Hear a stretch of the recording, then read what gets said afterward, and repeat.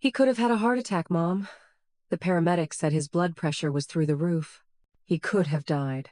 My son's voice, the voice I had soothed through scraped knees and teenage heartbreaks, was ragged with a horror I had inflicted upon him. We were standing on our lawn in the pre-dawn chill, the grass damp with dew and littered with the debris of a crisis. Discarded medical packaging, yellow caution tape, and the lingering scent of ozone from the emergency vehicles. The flashing lights painted his face in strobing shades of red and blue, illuminating the accusation in his eyes. He wasn't looking at me as his mother. He was looking at me as a perpetrator. I looked back at my son, the firefighter, the hero, and I gave him the only answer that felt true. I know, Leo, but he bought the wrong brand of coffee. I know what you're thinking. I know how that sounds. It sounds insane. It sounds like the rambling of a woman who has completely lost her mind, who would risk her husband's life and traumatize her own child over something as trivial as breakfast. And maybe you're right. Maybe I am insane. But before you cast your judgment, before you label me the villain of this story, you need to understand something. My 30-year marriage to Richard didn't end in that chaotic, humiliating spectacle because of a tube of industrial-grade epoxy. It didn't even end because of the 20-something-year-old mistress he was glued to. It ended the moment he came home smelling of cheap gardenia perfume and carrying a bag of generic, mass-produced coffee beans from a soulless chain store. Because in that moment, I knew he hadn't just forgotten our favorite blend. He had forgotten who we were. I'm so glad you're here to listen to this, because a story like this needs a witness. If what I'm saying resonates with you, if you've ever felt the sting of being taken for granted or betrayed by the one person you trusted most, please, do me a favor. Like this video, and more importantly, subscribe to my channel. I need to build a community here, a place where stories like this can be told without shame. And tell me in the comments, where are you tuning in from? I want to picture you listening, and I want to know how far this story of how a perfect life can curdle into a perfect revenge has traveled. To understand why a 30-year marriage ended not over infidelity, but over a bag of single-origin Sumatran beans, you have to understand that coffee wasn't just a beverage in our house. It was our lifeblood. It was our language. It was the foundation of the empire we built together, the daily grind. We started it with nothing but a small loan from my father and a shared passion for the perfect roast. I was the artist, the one with the palate, the one who could spend weeks perfecting a new blend, who knew that the beans from the Gayo Highlands needed a slightly lighter roast to bring out their notes of cedar and dark chocolate. Richard was the showman, the handsome charmer who could sell our vision to investors and landlords. Our days started before dawn, our hands stained with the rich, dark dust of ground beans, our conversations punctuated by the rhythmic hiss of the espresso machine. We built that business from a tiny, struggling shop into the most beloved coffee house in the county, a place where first dates happened, where business deals were sealed, where life unfolded. It was my heart, my soul, my legacy, all encapsulated in the rich, earthy aroma of freshly brewed coffee. For 29 of our 30 years together, that was the scent of our life. It was the scent on Richard's clothes when he came home, the scent that lingered in our hair, the scent that permeated the very walls of our home. It was the smell of love, of partnership, of a shared dream. But about a year ago, a new note was introduced into this carefully curated symphony, a foreign scent. It was a sweet, almost cloying fragrance of gardenias, a perfume that was too loud, too desperate for attention. It started to cling to his suit jackets and the collar of his shirts, a chemical ghost that refused to be exorcised by the laundry. When I first asked him about it, he was so smooth, so practiced. "Oh, that's just Cynthia from the new hotel account," he'd said with an easy laugh. "She must marinate in that stuff. It's impossible to escape." And because I loved him, because the alternative was a chasm too terrifying to contemplate, I accepted his lie. I chose to believe that this new, invasive scent was merely an occupational hazard, But the lies, like the perfume, began to linger and accumulate. The late nights at the office became more frequent, stretching into the early hours of the morning. His business trips, once a source of exciting new bean discoveries, became vague and shrouded in corporate jargon. He was always in a meeting or on a conference call. He stopped talking to me about the business, our business. Decisions were made without my input. New suppliers were hired, old ones fired. When I tried to ask questions, he would sigh, a tired, patronizing sound, and say, "Eleanor, just let me handle the numbers. You focus on the coffee." He was subtly, systematically, pushing me out of my own life, demoting me from partner to a glorified hobbyist. The silence in our house grew vast and cold, filled with the things he wasn't telling me. He would sit across from me at the dinner table, scrolling through his phone, a small, secret smile playing on his lips, and I felt like a stranger in my own home, dining with a man I no longer knew. The breaking point, the moment my willful ignorance finally shattered, happened on a Tuesday. Richard was supposedly at an all-night strategy session to plan our holiday marketing campaign. I knew it was a lie. I had already drafted the entire campaign myself. The loneliness in our big, silent house was a physical weight, so I decided to do something I hadn't done in years. I went out to dinner by myself. I chose our old spot, Vittoria's, a cozy little Italian place that held the ghosts of 100 happy memories. I sat at a corner table, nursing a glass of Chianti, feeling a pang of nostalgia for the couple we used to be. The waitress, a young, bubbly girl, was clearing the adjacent table. She picked up a credit card receipt left behind and sighed. "Wow, some people really know how to live," she said to no one in particular. My eyes were drawn to the slip of paper in her hand, and then I saw it. The name at the bottom, printed in clear, bold letters, Richard A. Davenport. The date was from the previous Friday, a night he was supposedly working late. The bill was for two lobster entrees and a bottle of Amarone, a wine he had always called our special occasion wine. A cold, black wave of nausea washed over me. He had been here, in our restaurant, at our table, with her. He wasn't just cheating on me. He was actively replacing me, methodically overwriting our shared history with new memories starring his mistress. I sat there, the wine turning to acid in my stomach, and I felt something shift inside me. The heartbroken wife who wanted to believe the lies was gone. In her place, a cold, clear-eyed stranger had taken up residence. The receipt in the waitress's hand wasn't just a bill. It was a declaration of war, and I knew, with a certainty that chilled me to the bone, that this was a war he was not prepared for me to fight. That receipt was the first crack in the dam, and I knew a flood was coming. I went home that night and lay in our king-sized bed, the space beside me cold and empty, and I stared at the ceiling until the sun began to paint the sky in shades of gray and pink. When Richard finally came home in the early hours of the morning, smelling faintly of stale coffee and that sickeningly sweet gardenia perfume, I didn't confront him. The anger was there, a hot, coiling serpent in my gut, but it was overshadowed by a new, colder emotion, the need for certainty. I needed more than a receipt. I needed undeniable, soul-crushing proof. I needed to see the full scope of his betrayal before I burned our world to the ground. So, I played the part of the dutiful wife. I feigned sleep as he slipped into bed, listened to the rhythm of his breathing, and felt a profound and terrifying sense of detachment, as if I were observing a stranger who just happened to be lying next to me.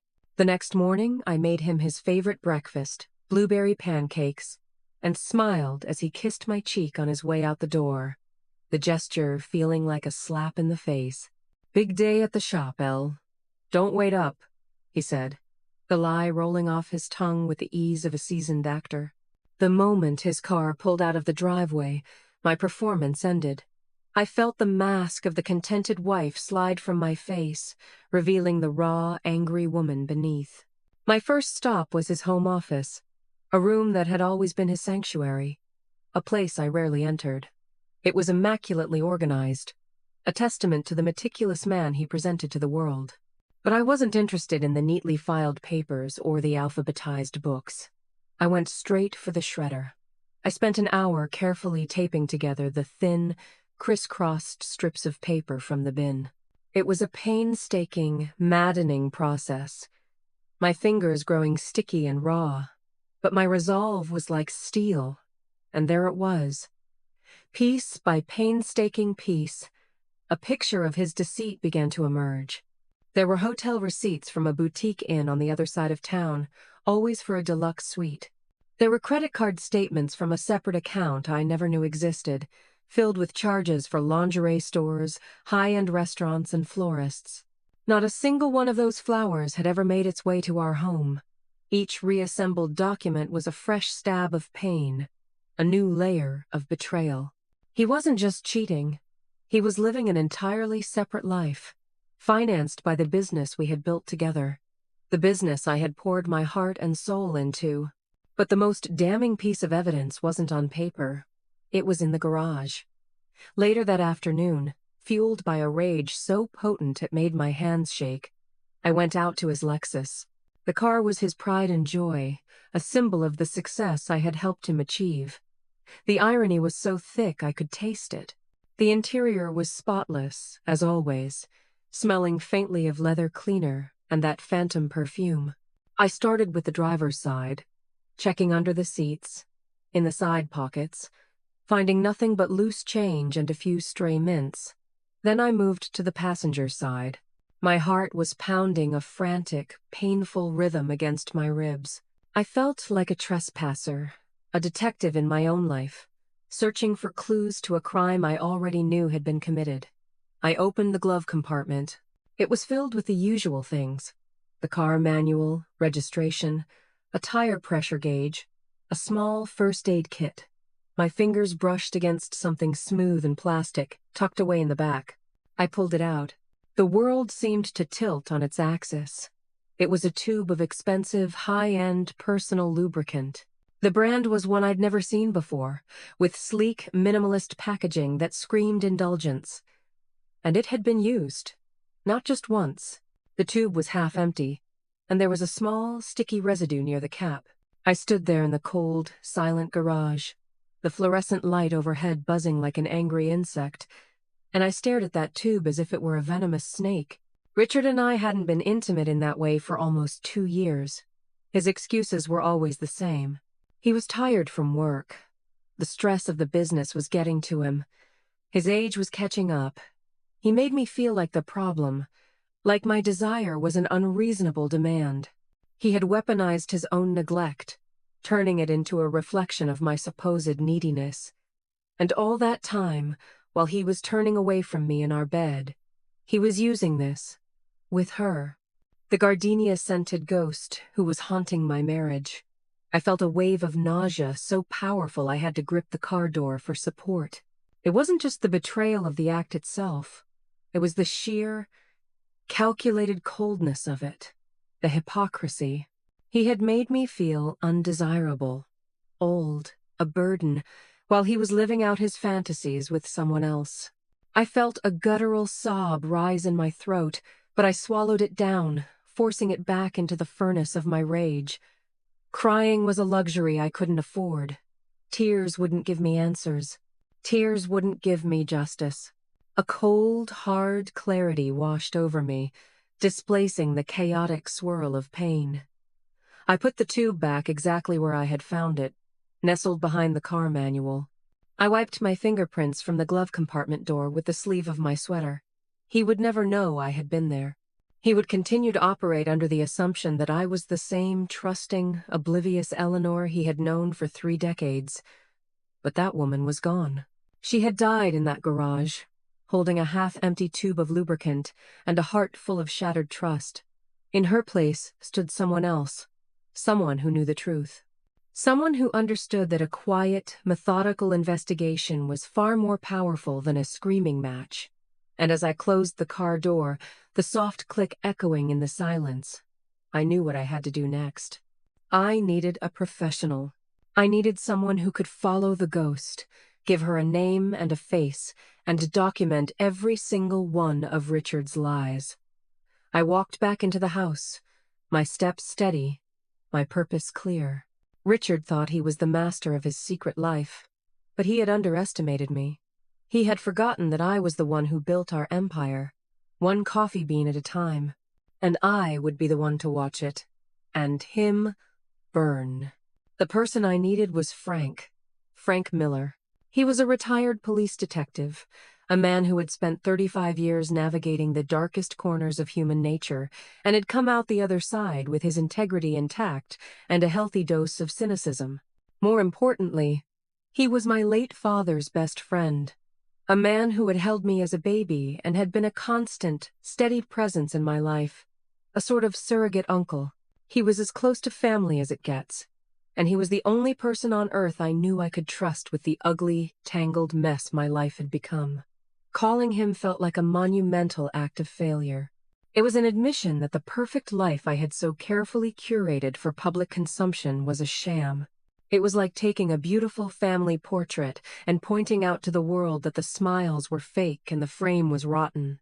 My hand hovered over the phone for a full 10 minutes, my thumb tracing the outline of his contact photo, a picture of him on a boat, holding up a ridiculously large fish, a wide, genuine grin on his face. That grin felt like a relic from a simpler, more honest time. Finally, I took a deep breath, the kind you take before plunging into ice-cold water, and I pressed the call button. He answered on the second ring, his voice a familiar, gravelly baritone.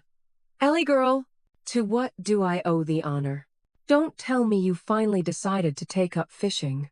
I tried to laugh, but the sound that came out was thin and brittle, like dry leaves skittering across pavement.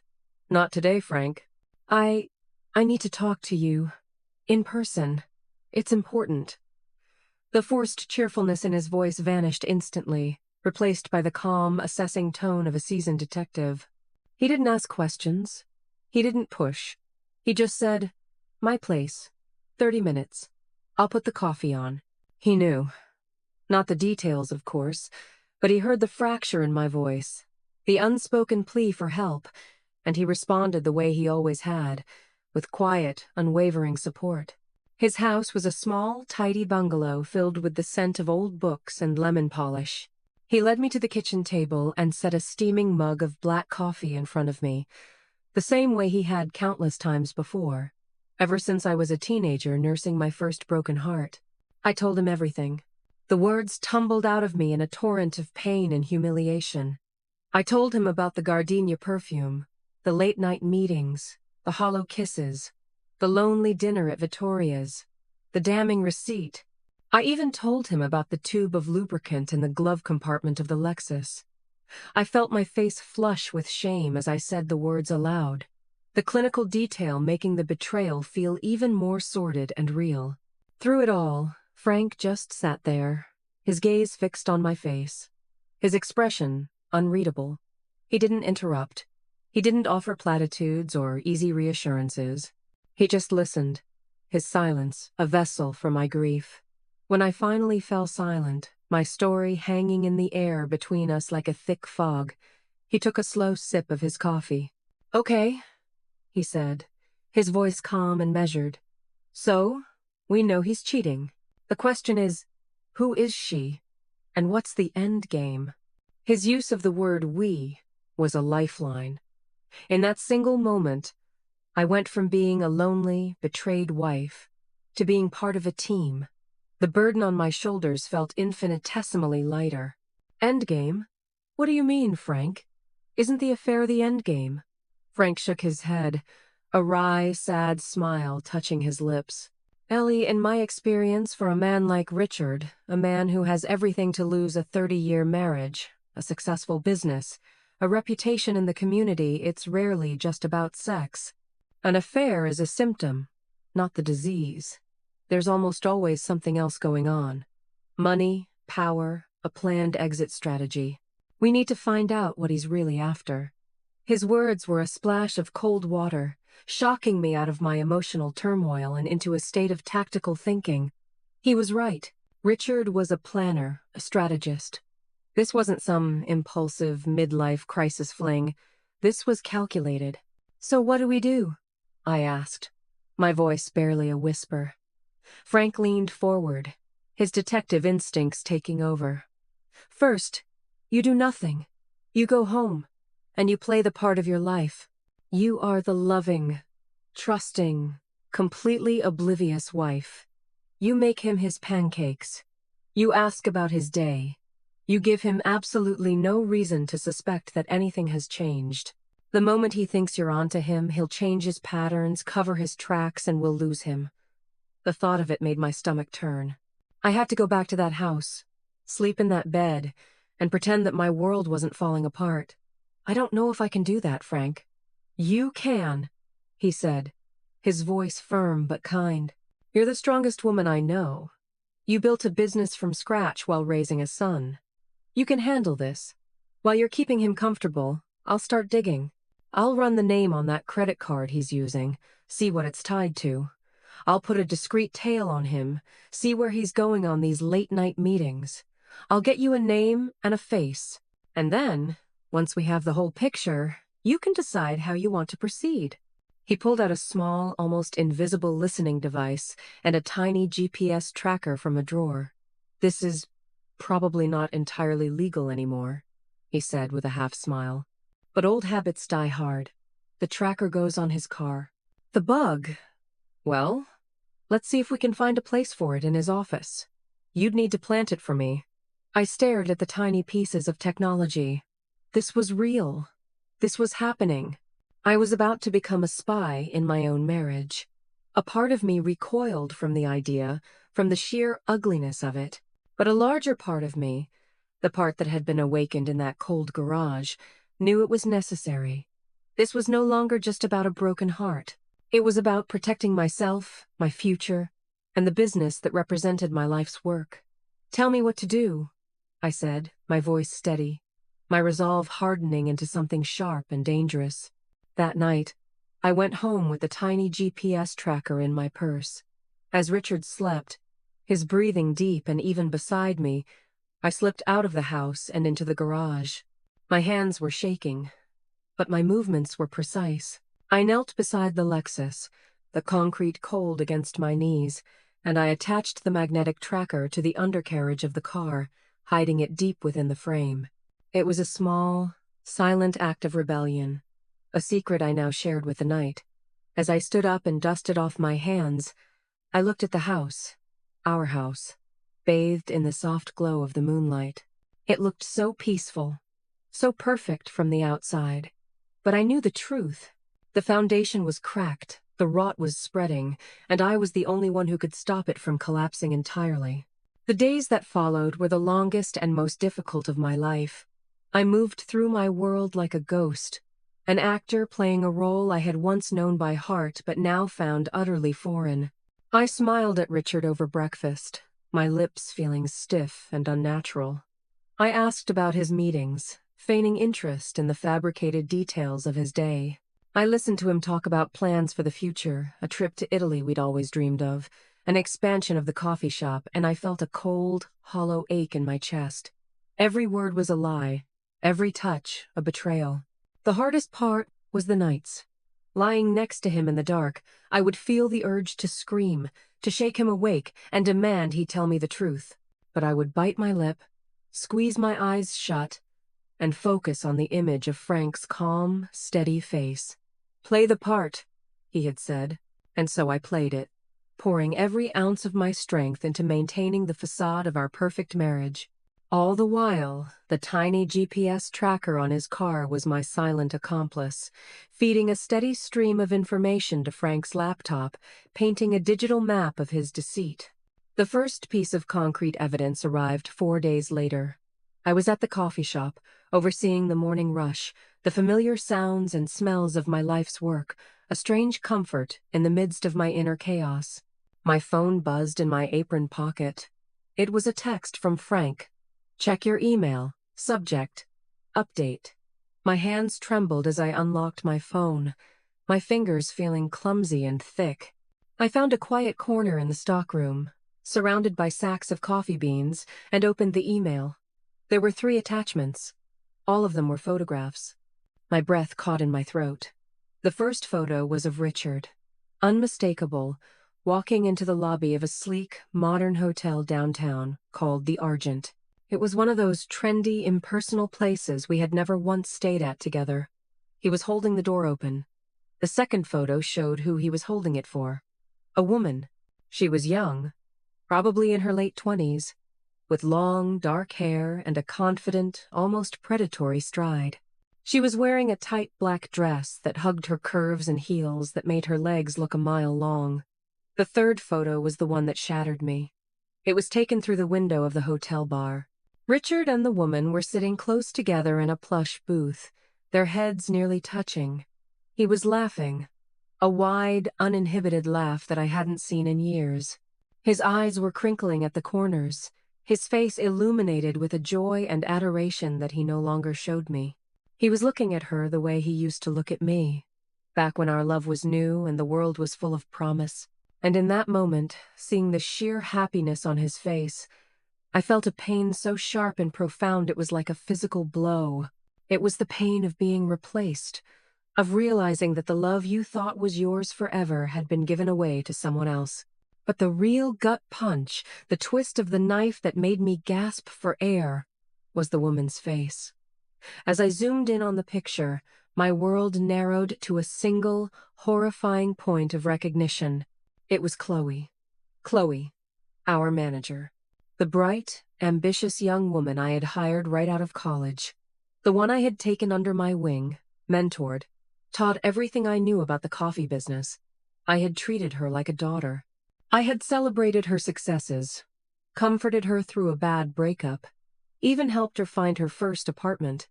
I had trusted her implicitly, both with my business and with my friendship. And she had been sleeping with my husband. She had been sitting across from me in meetings, smiling, calling me her role model, all while wearing the same gardenia perfume that clung to Richard's clothes. The betrayal was so staggering, so deeply personal, that I felt my knees go weak. I had to lean against a stack of coffee sacks to keep from collapsing. The rage that followed was white-hot and absolute. It burned away the grief and the shock, leaving behind a core of pure, unadulterated fury. This wasn't just a random affair. This was a conspiracy that had taken place right under my nose, in my own business, with a woman I had nurtured and trusted. They had made a fool of me in my own sanctuary. I thought about all the times Chloe had stayed late with Richard for inventory meetings. I thought about the way her eyes would sometimes dart between me and him during staff meetings, an expression I had once mistaken for professional respect, but now recognized as shared secrecy. I thought about the new, expensive handbag she had started carrying, the one she'd claimed she'd saved up for months to buy. My money, our money, had likely paid for it. I stumbled out of the stockroom, my face a pale, emotionless mask. I saw Chloe behind the counter, laughing with a customer, her face bright and animated. She looked over at me and gave me a warm, friendly wave. "Everything okay, Eleanor?" she asked, her voice full of feigned concern. I looked at her, at this young woman who had so masterfully played the part of the devoted protégé, and I felt a chilling sense of admiration for her audacity. It took a special kind of coldness to live a lie that complete. I simply nodded, the gesture feeling wooden and strange. "Fine, Chloe. Just fine." But as I walked away, I made a silent vow. They thought they were so clever, hiding in plain sight. They thought I was a weak, aging woman they could easily discard. They had no idea who they were dealing with. Frank was right. This wasn't just about sex. It was about something bigger. And now that I had a name and a face, I was going to uncover the entire rotten truth. The game had changed. They had drawn the battle lines, and I was ready for war. The quiet, heartbroken wife was gone. In her place was a woman with nothing left to lose, and a deep, burning need for retribution. The revelation about Chloe changed everything. The betrayal was no longer a faceless specter. It had a name, a smug smile, and it worked for me. The coffee shop, once my haven, now felt like a viper's nest. Every interaction with Chloe was a masterclass in self-control. I had to watch her delegate tasks to baristas, her voice crisp and professional, and pretend I didn't see the ghost of my husband's hands on her. I had to listen to her pitch new marketing ideas in our weekly meetings, ideas she had probably discussed with Richard in a hotel room the night before. The hypocrisy was suffocating, a constant poison in the air I breathed. I channeled my rage into a laser-like focus, a cold determination that Frank recognized immediately when I called him that evening. "It's Chloe," I said, my voice devoid of emotion. "The manager at the shop." There was a long pause on the other end of the line. Then Frank let out a low whistle. "Right under your nose, Ellie. That's bold. And that's stupid. People who get that bold get sloppy." He was right. And their sloppiness was about to become my greatest weapon. Frank advised me to install discreet security cameras in my own office at the shop, a place Chloe often used when I wasn't there. He explained it was perfectly legal for an owner to monitor their own business premises. The next day, feigning a system upgrade, I had a technician install a tiny pinhole camera, so small it was virtually invisible, hidden in a smoke detector on the ceiling. It fed a live stream directly to a secure app on my phone. Now, I could be a fly on the wall, watching and waiting for them to make a mistake. I didn't have to wait long. 2 days later, Richard told me he had an all-day seminar across town. The GPS tracker on his Lexus, however, told a very different story. He drove straight to the coffee shop. I watched the live feed from my phone, my heart a cold, heavy stone in my chest. He walked into my office as if he owned it, and a few minutes later, Chloe followed him in, closing the door behind her. She didn't just close it, she locked it. My breath hitched as I watched them embrace. A passionate, hungry kiss that made a mockery of my 30-year marriage.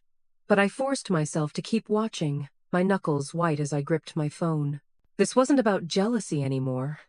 This was about evidence. After their initial greeting, they got down to business, and it was far more sinister than I could have ever imagined. Chloe pulled a thick stack of documents from her oversized handbag, the one I now knew my money had bought, and spread them across my desk. My desk. "The new incorporation papers are ready," she said, her voice a low, conspiratorial whisper. "The lawyer, Thompson, says that once you sign these as the majority partner, we can file them with the state. We'll establish the new LLC RC Holdings. RC, Richard and Chloe." My stomach twisted into a knot. "And what about her signature?" Richard asked, his finger tracing the line where my name should have been. Chloe smirked, a chilling, triumphant expression on her face. "That's the beauty of it. Thompson found a loophole in the original business charter you two signed 30 years ago. It's archaic, but it's ironclad. It grants the managing partner, which is you, the authority to restructure the company for financial optimization without the other partner's consent, as long as they retain a minority share." Richard leaned back in my chair, a slow, predatory smile spreading across his face. "So, we create the new parent company, RC Holdings. We then transfer all of the Daily Grind's assets, the property, the equipment, the brand itself to the new company. Eleanor is left with a minority share in a worthless shell company that has no assets. And we have everything." My blood ran cold. This was the endgame Frank had talked about. It wasn't just an affair. It was a meticulously planned corporate takeover. They were systematically stealing my life's work, the business I had bled for, the legacy I had planned to leave for our son. They were trying to erase me, not just from Richard's life, but from the very history of the company I had founded. I watched, mesmerized by the sheer audacity of their treachery, as Chloe pulled out another document. It was a power of attorney form. "And just in case," she said, tapping the paper with a perfectly manicured nail, "Thompson suggested we get this ready. If Eleanor becomes unwell or is deemed unable to manage her affairs, this would give you full control of her remaining shares and personal finances. We just need to find the right moment to get her to sign it. Maybe slip it into a stack of other papers. I felt a wave of dizziness wash over me. They weren't just planning to steal my business. They were planning to have me declared incompetent, to strip me of my autonomy, my identity, everything. They wanted to lock me away, a confused old woman, while they lived out their lives on my money and my legacy. The sheer, diabolical cruelty of it was breathtaking. I saved the video file from the camera, my hands shaking so badly I could barely press the button. I immediately called Frank and told him what I had seen. His reaction was a string of curses that would have made a sailor blush. "This is big league, Ellie. This is conspiracy to commit fraud. We've got them. We have them on video plotting a crime." My mind was racing, a chaotic storm of rage and fear. My first instinct was to storm into that office, to confront them with the evidence and watch their smug faces crumble. But Frank's voice, calm and strategic, cut through my panic. "No, not yet. A legal battle will be long, messy, and expensive. They have a shark of a lawyer. They'll try to drag it out, bleed you dry. There's a better way. A way to give them exactly what they deserve.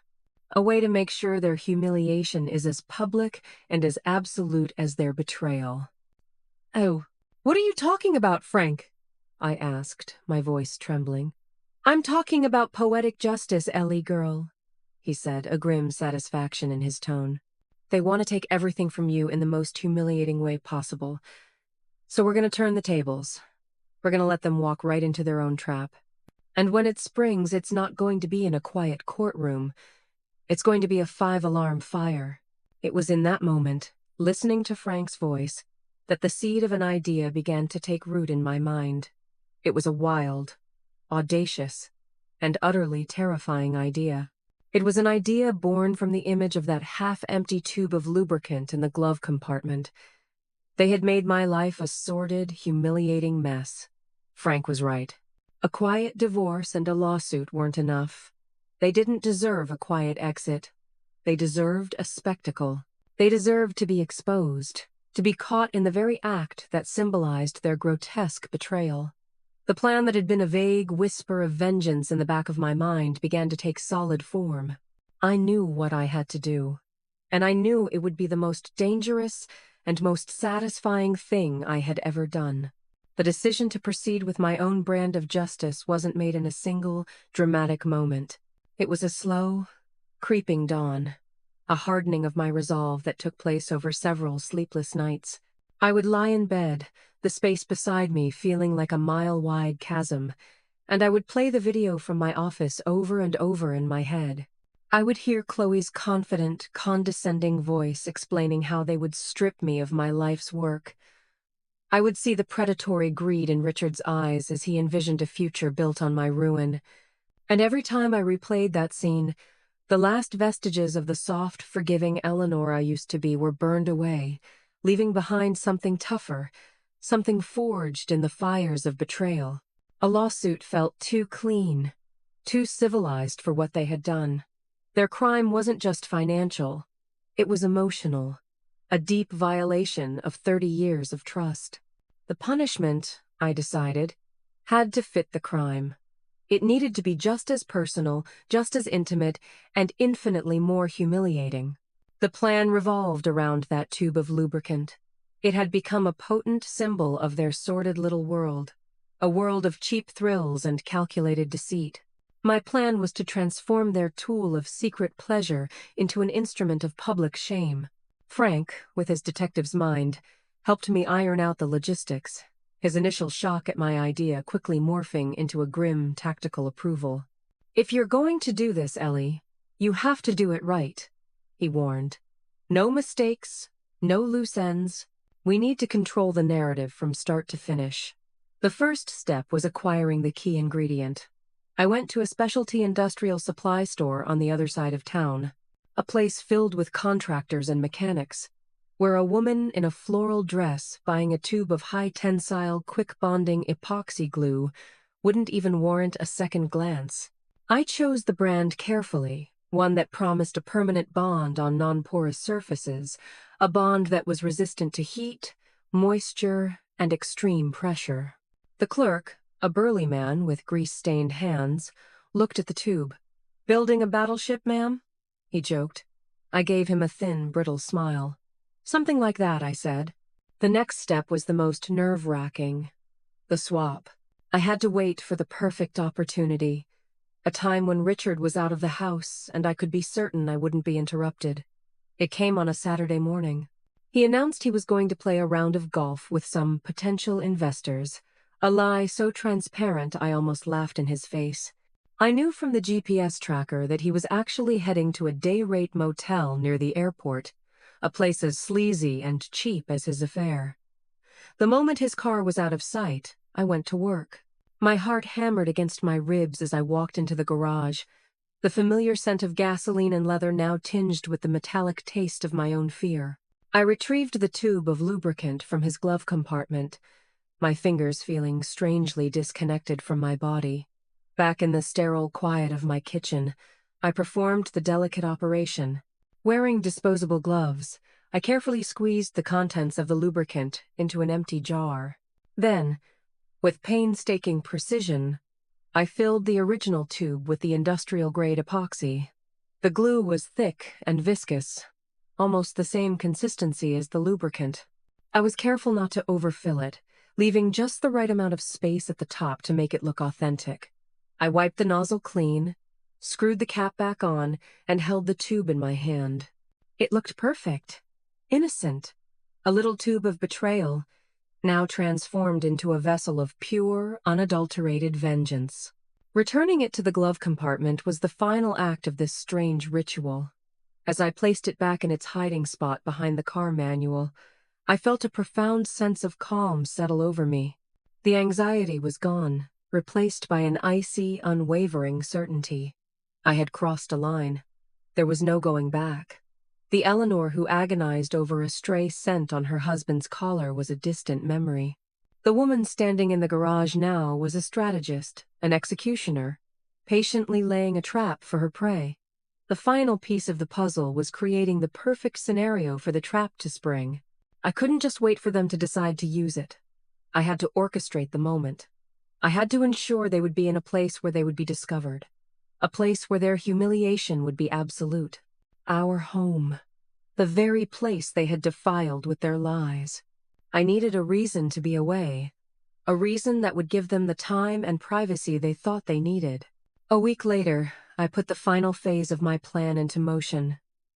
I announced to Richard that I was going to visit my sister in Oregon for a long weekend. My sister, bless her heart, was in on the plan, ready to provide me with a rock-solid alibi if needed. I made a show of it, packing my suitcase, booking a flight online, and talking animatedly about how much I was looking forward to the break. Richard's reaction was exactly what I had hoped for. He was practically beaming, his relief so palpable it was almost comical. "That's wonderful, Elle," he said, wrapping his arms around me in one of his hollow, performative hugs.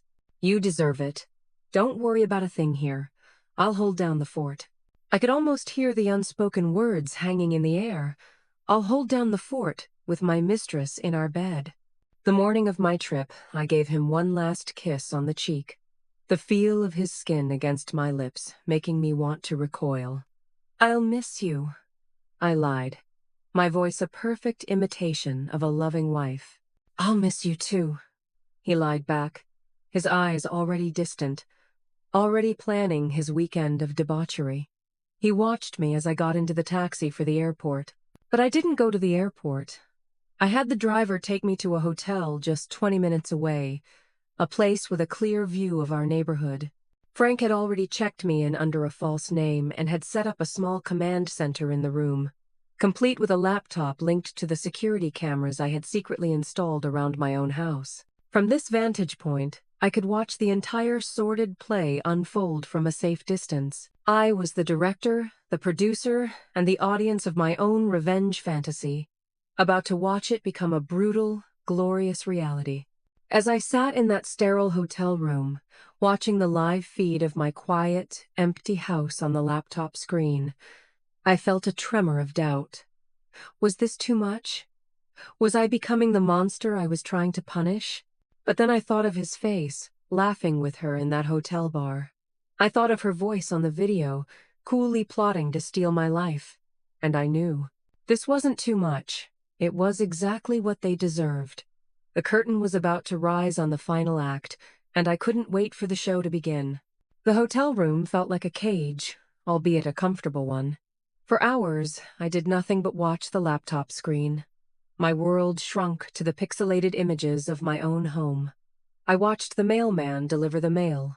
I watched a neighbor walk their dog past my perfectly manicured lawn. The sheer normalcy of it all was unnerving. The calm before a storm I had personally summoned. Frank had been clear. My role was to stay put, to be the grieving wife hundreds of miles away in Oregon. My sister called me precisely at noon as planned, and we had a long, loud conversation about fictional sightseeing plans, knowing that Richard might check my phone records. Every detail had been considered. Every contingency planned for. The waiting was the hardest part. It was a slow, agonizing crawl of time, each tick of the clock amplifying the frantic beating of my own heart. At precisely 6:47 p.m., just as the sun began to dip below the horizon, painting the sky in fiery shades of orange and purple, it happened. Chloe's little red convertible pulled into my driveway. I zoomed in on the camera feed, my breath held tight in my chest. She got out of the car, carrying a small overnight bag and 2 takeout containers from a fancy Thai restaurant. She walked up to my front door with the casual confidence of someone who felt she belonged there. A few seconds later, the door opened, and Richard was there. He pulled her inside, and his kiss was not the furtive, hurried embrace of the office, but the deep, possessive kiss of a man who believed he was the king of his castle. They were in my home, my sanctuary, eating their dinner, drinking my wine, preparing to sleep in my bed. The rage, which had been simmering on a low heat, roared back to life, burning away the last of my fear. I watched them on the various camera feeds as they moved through the house. They ate in the dining room, at the table where I had hosted countless family holidays. They laughed and toasted each other, their voices a faint, tinny sound from the laptop speakers. After dinner, they moved to the living room, cuddling on the sofa where my son and I used to watch movies together. It was a grotesque parody of the life I had built. They were not just having an affair, they were auditioning for my role, trying on my life to see how it fit. And from the looks on their smug, happy faces, they thought it fit perfectly. Finally, around 9:30 p.m., they made their way upstairs, towards the master bedroom, towards the trap. This was the moment. My heart was a frantic drum against my ribs. I had to force myself to breathe, to stay calm. Frank had rigged a small, silent alarm on the master bedroom door, linked to his phone. Once they were inside, and the door was closed for more than 15 minutes, it would signal that they had settled in for the night. The next part of the plan was the most crucial and the most dangerous. It relied on a simple, yet terrifyingly effective trigger. I had an app on my phone connected to the smart home system I had installed years ago. With the press of a button, I could trigger the smoke alarms. Not just one, but all of them. A deafening, inescapable cacophony designed to create panic and confusion. The 15 minutes felt like an eternity. I paced the small hotel room, my hands clasped so tightly my knuckles were white. I imagined what was happening in that room. The room where I had slept for 30 years. The room where I had nursed my son back to health from childhood fevers. The room that was supposed to be my safe space. The thought was so repulsive it made me physically ill. Then, my phone buzzed. It was a text from Frank. "They're in. The clock is ticking." It was time. I sat on the edge of the hotel bed, my thumb hovering over the red panic button on the smart home app. This was the point of no return. Once I pressed this button, a chain of events would be set in motion that I could not stop. Lives would be irrevocably changed. But any hesitation I felt was obliterated by the memory of their faces, plotting my demise on the video feed. They had chosen this path. I was simply lighting the way. I took a deep, shuddering breath and pressed the button. Instantly, I could hear it. A faint, high-pitched wail coming from the laptop speakers. It grew louder and more insistent as the camera feeds showed the flashing strobe lights of the smoke alarms beginning to pulse in every room of my house. The effect was immediate and chaotic. The feed from the master bedroom, which had been dark, was suddenly illuminated by the flashing lights. I couldn't see them clearly, but I could hear them. A muffled shout from Richard. A high-pitched scream from Chloe. The sounds of frantic movement, of sheets being thrown, of confusion turning to sheer panic. Now, it was up to the neighbors. This was the element of chance Frank had warned me about. We were counting on the community, on the basic human instinct to help in an emergency. We had chosen the smoke alarm because a fire, or the suggestion of one, is something no one ignores. And our neighbors, the Hendersons, were a retired couple who were always vigilant. As I watched the flashing lights paint my house in demonic shades of red and white, I saw their porch light flick on. Then, a light from the house across the street.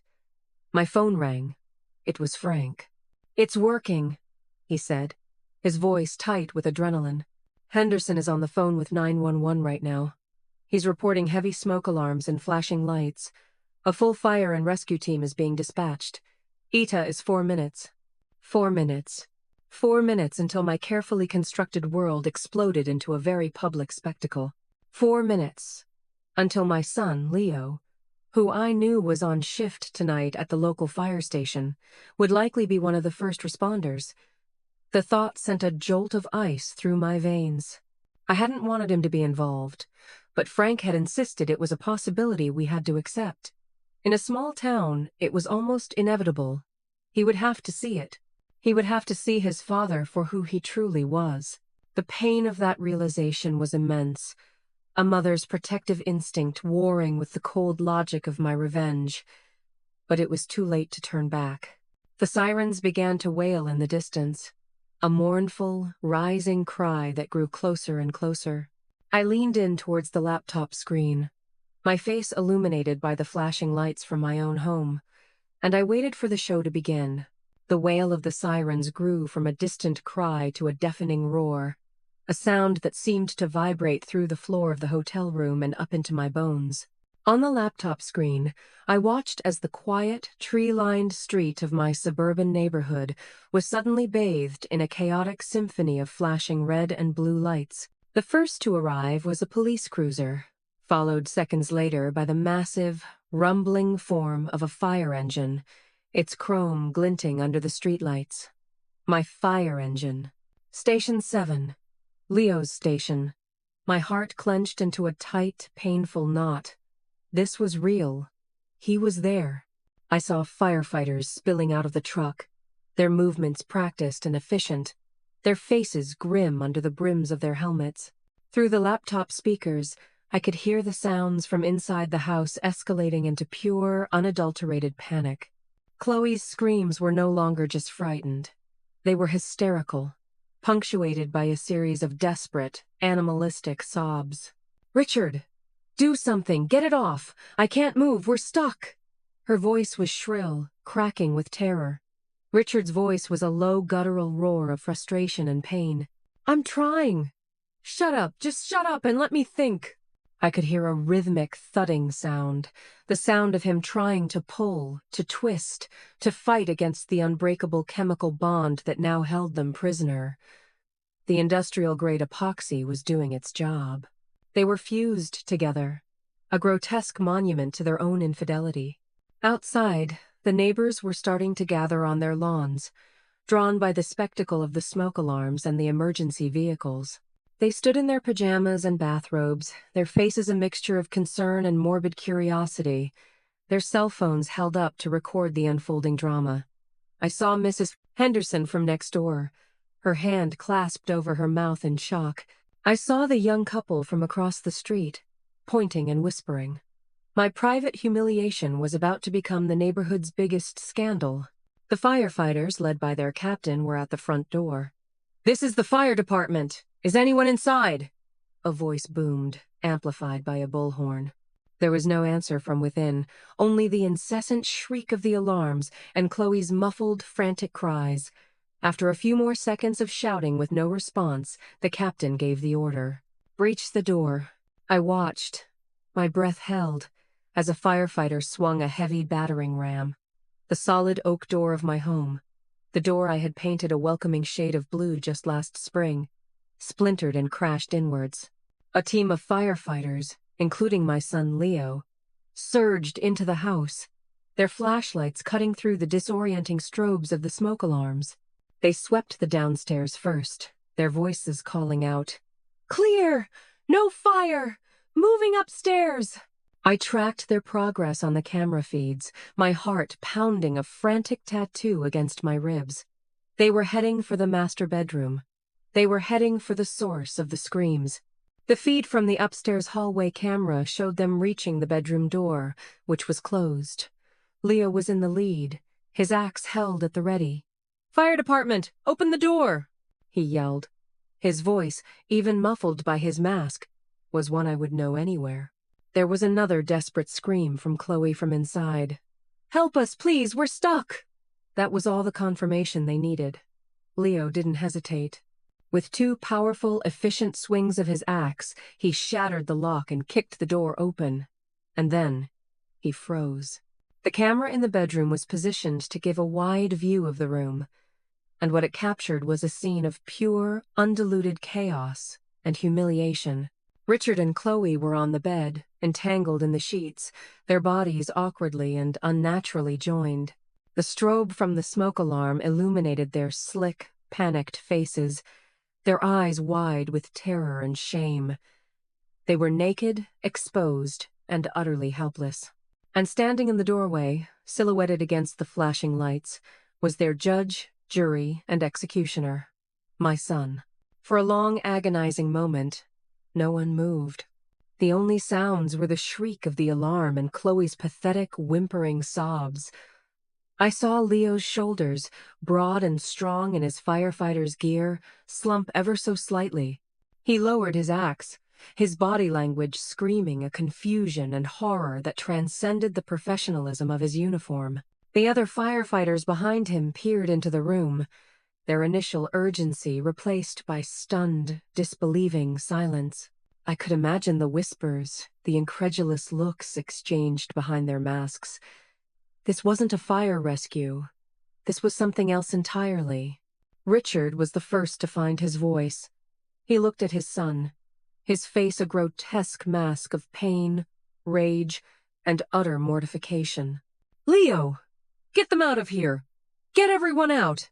It's a private matter!" he roared, his voice cracking. But it was too late for privacy. The door was open. The secret was out. The whole world was watching. Leo, to his credit, recovered quickly. His training kicked in, his voice taking on the clipped, authoritative tone of a first responder. "Ma'am, sir, are you injured?" he asked, his voice carefully neutral, betraying none of the personal horror he must have been feeling. Chloe just wailed in response. "We can't get apart. It's like we're glued together." One of the other firefighters, a younger man, let out a noise that was halfway between a gasp and a snort of laughter. Leo shot him a look so cold it could have frozen flames. "Radio for a paramedic team," he commanded, his voice like ice. "We have 2 individuals. Non-critical, but they are fused. We need medical assistance for separation." The term fused hung in the air, a clinical, absurd word for such a sordid situation. In the hotel room, I finally let out the breath I had been holding. A single, silent tear traced a path down my cheek. It wasn't a tear of sadness or of triumph. It was a tear of profound, aching grief for my son.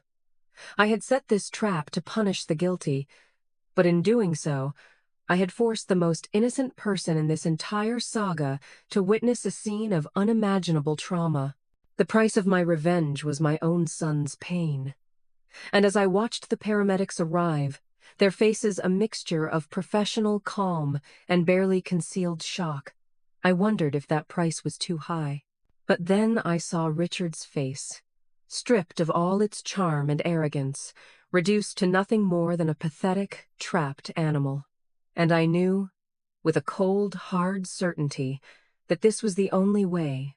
This public, undeniable, and utterly humiliating spectacle was the only justice they would ever truly understand. The extraction was a slow, agonizing circus of humiliation. Leo, ever the professional, immediately ordered his team to clear the doorway and create a privacy barrier with a heavy blanket, but it was like trying to hold back the tide with a teacup. The damage was done. The entire fire crew, the first police officers on the scene, and soon the paramedics, had all seen the grotesque tableau in my bedroom. Word spread through the emergency responders' radios like wildfire, whispered fragments of a story too bizarre to be believed. Chief's old man. Stuck to his mistress. Yeah, with glue. I could only imagine the scene at the fire station, the mixture of shock, pity for Leo, and the inevitable gallows humor that accompanies such calls.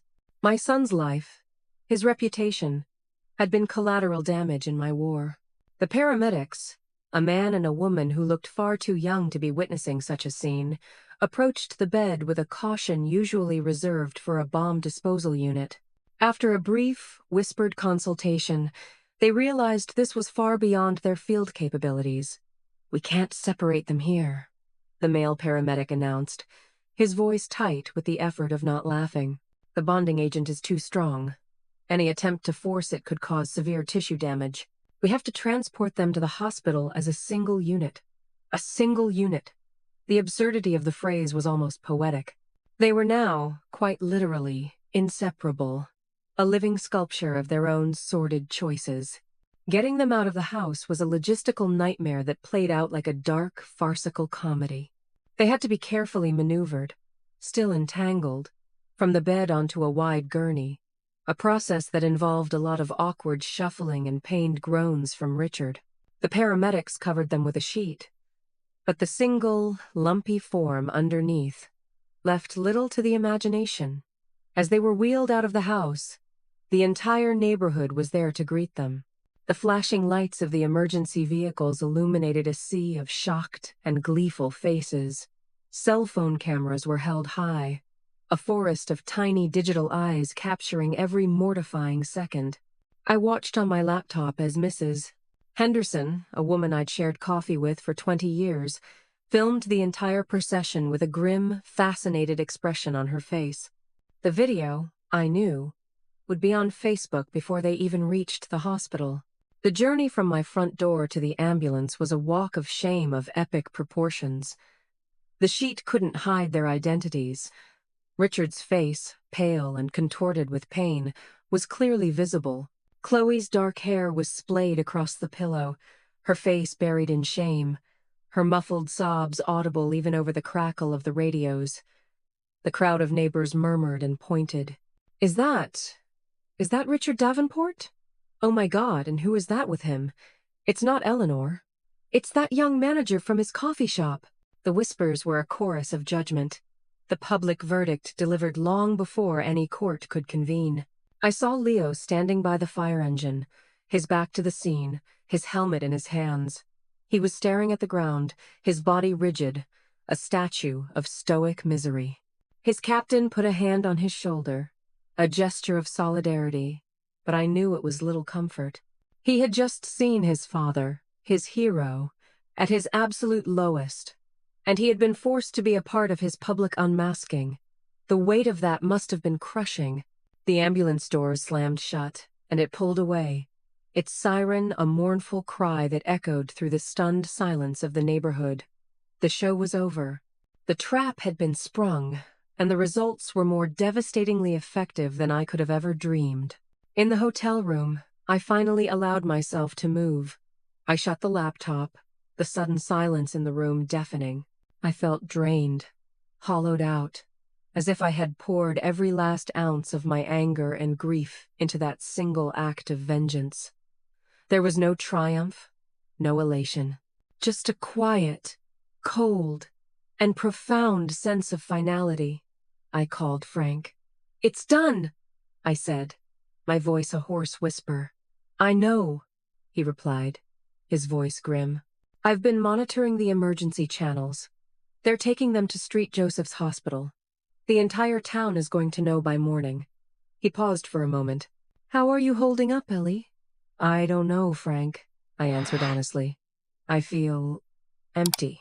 Get some rest, he advised. Tomorrow, we deal with the fallout. And trust me, it's going to be massive. I didn't sleep.